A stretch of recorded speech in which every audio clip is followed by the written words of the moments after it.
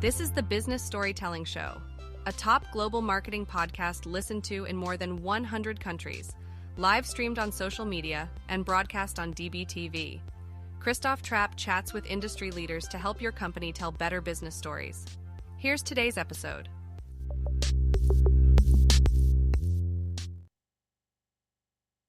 What's going on, business storytellers? Christoph Trapp here, your host. Now let's talk about AI, since not enough people are talking about ChatGPT and other such tools. We should join, right? What we're going to do today is how do we actually make use of the technology? What works and what doesn't? And the one thing I want to draw your attention to is I actually published an article over on growgetter.io, the 27 AI tools that you should try. And, Christina Podnar, who was previously on the show, she actually shared some good tips on some of the things you should think about. Don't assume that you can do certain things with AI. Can you use other AI? Those kind of things. So just something to think about on how to actually use it and how to also use it to be successful. Today, I'm joined by by author Gleb Tsipursky, and his book. I'm going to throw it up here on the screen: ChatGPT for Thought Leaders and Content Creators. So let's find out what's his take on the situation. How should we use ChatGPT and other AI tools to help us become the thought leaders we need to be, we want to be, we should be, and create content that makes a difference? Gleb, welcome to the show. Thank you very much. Really appreciate it. Yeah, so we are live once again on Amazon. By the way, everything you can see around me is actually, you can purchase on Amazon. Check it out. And of course, Gleb's book also goes over to Amazon. Tell us, why did you write the book? Why is ChatGPT an important topic to you? And what can you share that adds to the discussion and helps us create better content? Sure, happy to. The context that you should know about is that before I started using ChatGPT, I already had 650 articles published in venues like Harvard Business Review, Fortune, Forbes, Entrepreneur, Fast Company, and other prominent venues. So I'm a really well-known thought leader. I have 7 other books, and I was really interested in seeing what this new AI tool is about. And the interesting thing is that I already have a very big profile, and my profile is kind of threatened by the generative AI emergence, because obviously other people can be writing much more that dilutes my ability to produce content that's going to be paid attention to, because there's going to be much more content produced out there. So I kind of, knowing this, I wanted to get ahead of the curve and figure out, okay, the future is very clear. The AI right now is at the worst it will ever be. And this was before ChatGPT. This was with GPT-3. So I started using the previous version of it. I can tell you about that. And I realized that the future is going to be much better AI. It's going to compete with my writing. It's going to compete with everyone's writing. So I said, hey, I should get ahead of the curve. I should get as much benefit from it as possible before other people jump on the bandwagon and learn to use AI. So that's what I started to do. I decided, hey, I'll need to do this, and I will learn how to use ChatGPT effectively, and then I will use that to write a book about this topic, which will also help me learn actually how to write a book about this topic. So previously I was using GPT-3 for short form content, and now I wanted to use it for long form content. And in the process of writing the book, I improved my ability to use GPT-3 and other transformers, general pre-programmed transformers, pre-trained transformers. So that's what GPT stands for. So that's my background. That's how I was fascinated with it, and that's what I'm using right now. It's very interesting. And, the thing I like to hear is how iterative it really was, right? You didn't just, or maybe you did, but you tell me, but it didn't sound to me like you just said, hey, write me a book or write me a piece of content, right? You kind of used it to your advantage. But let's do you think a lot of people look at ChatGPT or really any AI tool as, like, as Jeff Bullis would say, a crutch, as opposed to it actually would help you to do some things. So you're leaning on it a little bit, but you're not just using it as a crutch. How do you feel about that? Certainly, there are lots of people who are using it purely as a crutch, but they're not really at the top of the thought leadership game. What they're doing is spinning out content and just using it for content marketing. So there's that sort of lower tier, I can say bottom feeders. Hopefully, people won't be too offended if they're just using it to spew out a whole bunch of articles that are generated by AI without actually improving them and making them good quality articles. They're using them mainly for content marketing to try to attract more and more hits on their sites, to publish a whole lot of low quality articles. There are certainly those people. But those aren't the people who read my book. So my book actually goes in depth into the process of how do you make an actual quality product. I want people, and I see people who are reading my book and who are telling me about it. So my book is the best-selling book about it. You can take a look at it. It's not Amazon, Office Automation. It's the best-selling book in that category, literally number one writing skills. Because people are using my book who actually care about having good product, care about connecting to the audience, and care about making a difference for them. And they are using AI as a tool to do something that they wouldn't have had time to do otherwise. I'm hearing every day from people who are writing me saying, hey, I really had a book in me. I didn't have time to do it. I was busy with my primary career, but now I can actually write a book on the side in my free time, and it's not going to overwhelm me. And not only can I write the book, I can also market it. Generative AI, ChatGPT, other tools provide a lot of benefits for marketing the book, and we can get into that, and for researching the book, and we can get into that. But it's a very iterative, in-depth process. You need to work with AI to get your goals met and to convey your ideas. It's not going to be simply outsourcing everything to AI unless you want to be a bottom feeder and put out a lot of low-quality articles just for SEO. I mean, I don't know anybody that's set out to be a bottom feeder in content strategy, but maybe that's some people's goals, or they just kind of end up there because they're lazy or whatever. But so, you said some people said, well, they now have time to write a book. And when I use AI, so I use AI for a number of different things. Number one, right, you can create personas, fairly simple. Sometimes they're close and you still have to work on them. Headlines, I think, is another great way, in Copyline, for example, which is built on top of ChatGPT. I love outlines in AI. Sometimes they're all over the place, but they give me a starting point. But every time I write an article with AI, I'm confident it takes me way longer to clean that baby up than to just write it from scratch. So is it really true that people can write a book quicker with AI, or is it just you can make some aspects quicker, right? Like, I mean, previously we had to have a meeting to brainstorm. Now you can brainstorm with AI, right? You can just say, hey, I need some ideas. What do you think? Right? Or whatever. But can it really do the creation for us? I mean, is that really, have you seen that work? Of course. The crucial thing about ChatGPT and some other tools like Claude 2, we can go into that, but I'm using ChatGPT as the example. That's what I wrote my book about, is that it remembers context. And so that is the fundamental thing you need to keep in mind and work within the same thread when you're writing the book.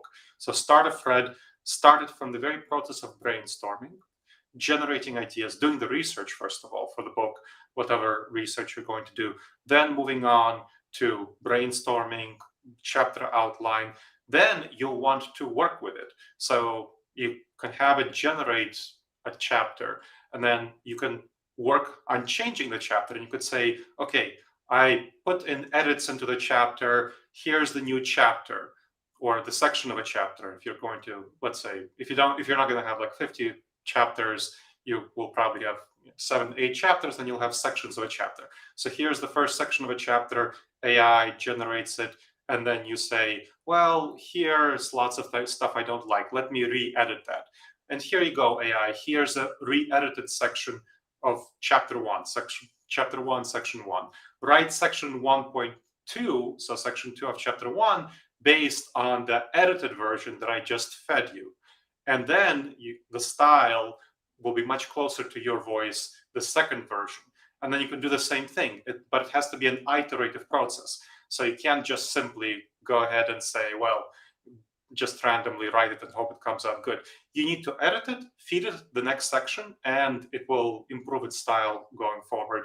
And that's the beauty of writing a book, that you keep it in the same thread, and the AI keeps learning from your feedback and improving the way it writes the content based on it.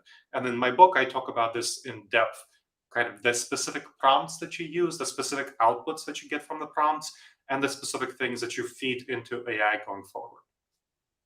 So I think the key takeaway on that is that it's not just a one and done kind of thing, Of right? course. Well, you say of course, and so do I, but I think a lot of people, right, they're like, oh, we just do it one time and we're done. And what you just described, honestly, it sounds very similar to what we've done for many years, right?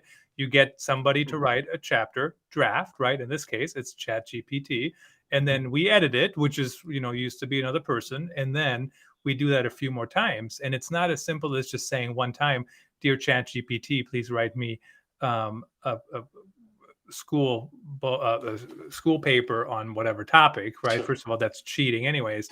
But there's still a process. There's still Mhm. steps. So while so just everybody remember that it's not just as simple as a one-time thing.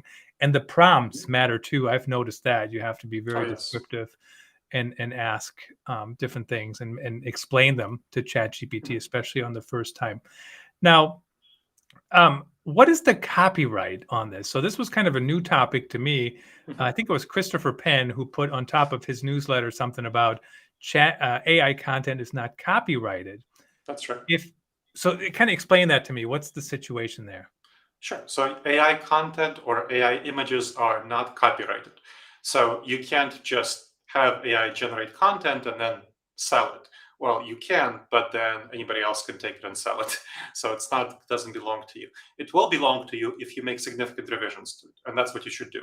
So whenever AI, like I said, you write section one, we have ChatGPT generate section one of chapter one, then you edit it. Then you have it generate section two of chapter one, then you edit it. And then you do the same thing process over and over again.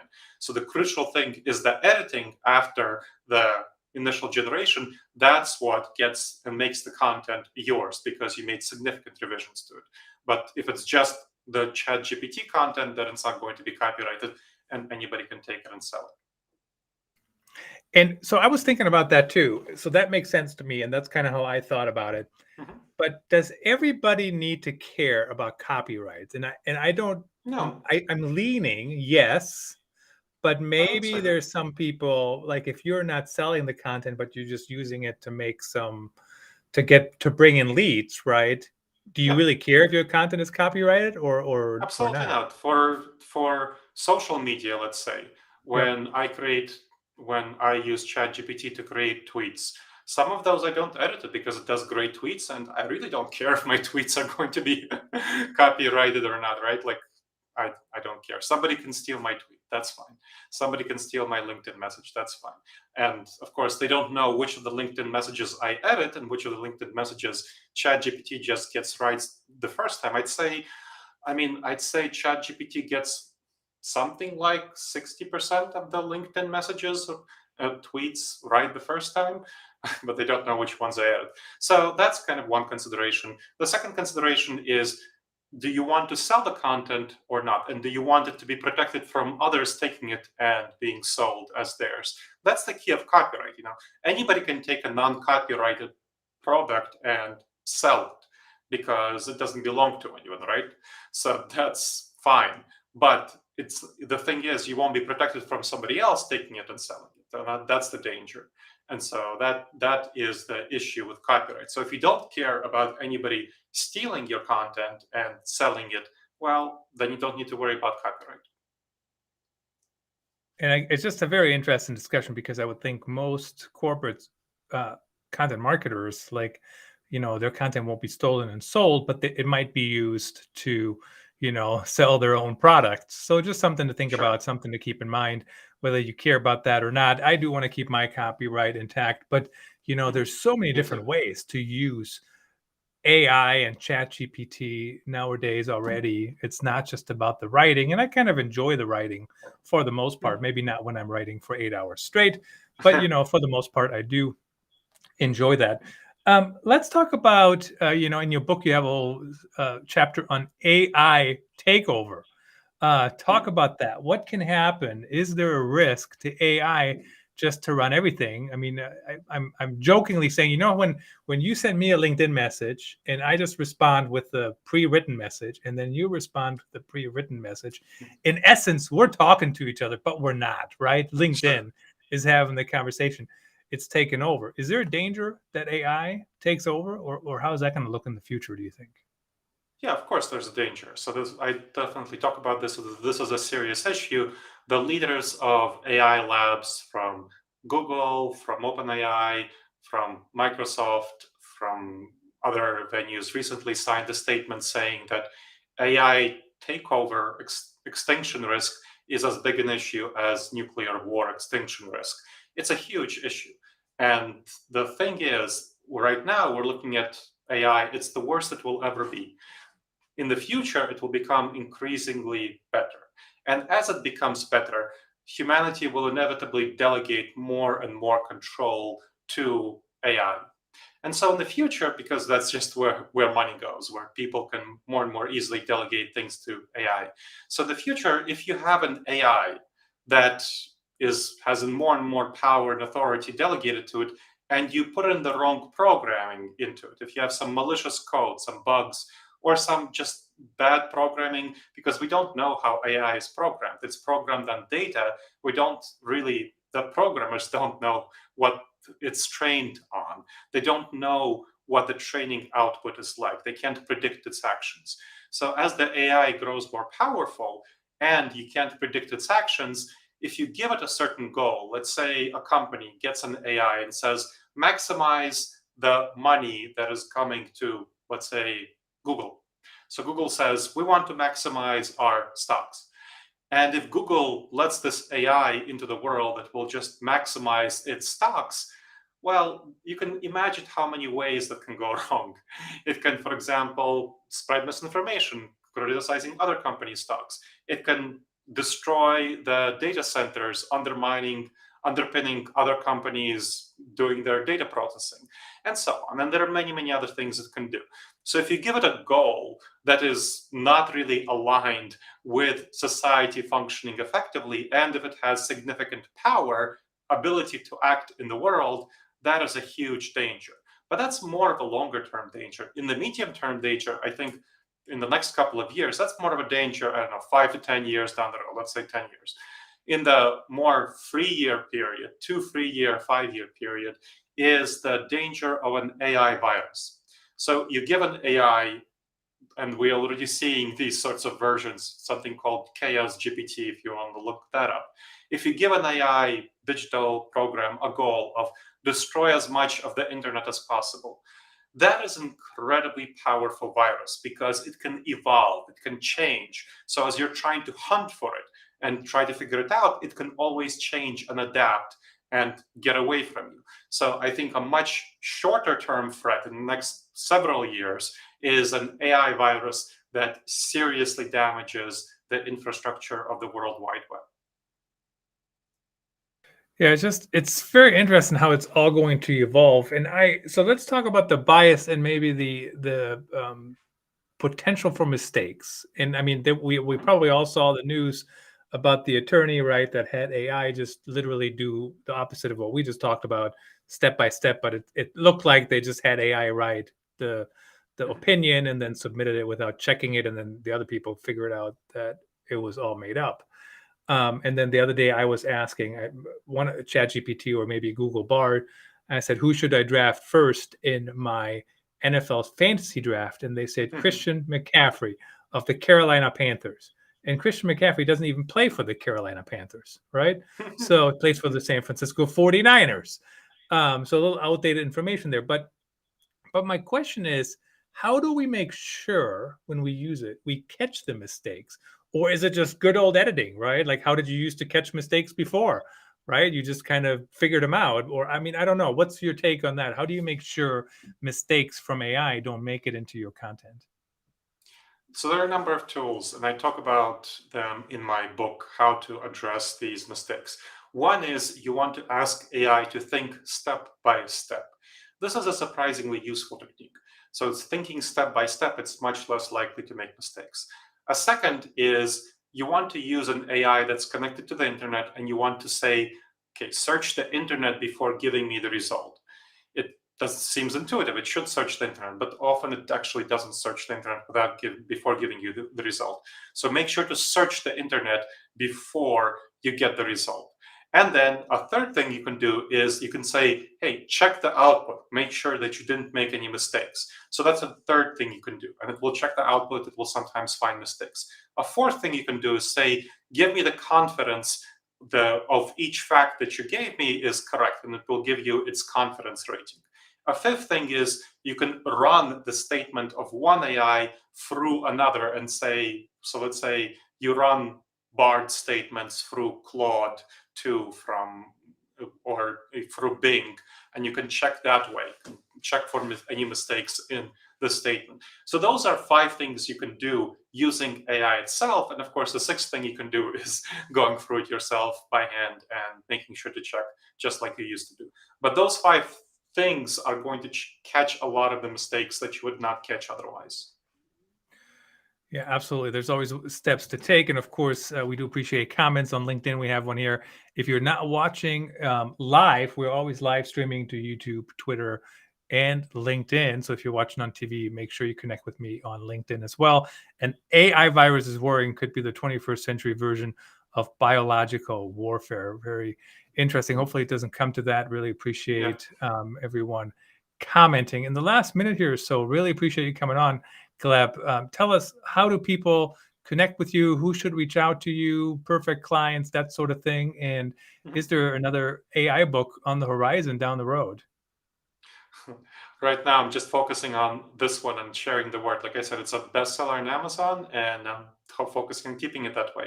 So again, it's ChatGPT for thought leaders and content creators. Check it out on Amazon. Connect with me on LinkedIn. I'm Dr. Gleb Tsipursky. Say that you heard me on the Business Storytelling Show. Otherwise, I don't accept the random connections. And please check out my website, disasteravoidanceexperts.com. It's going to have contact information for everything that I do. Again, disasteravoidanceexperts.com.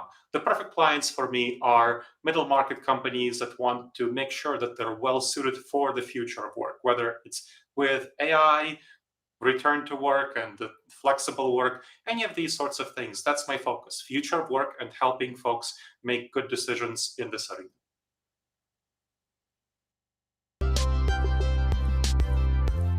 Thanks for tuning in. Please rate and review the Business Storytelling Show on your favorite podcast platform, and subscribe so you don't miss the next episode. See you then.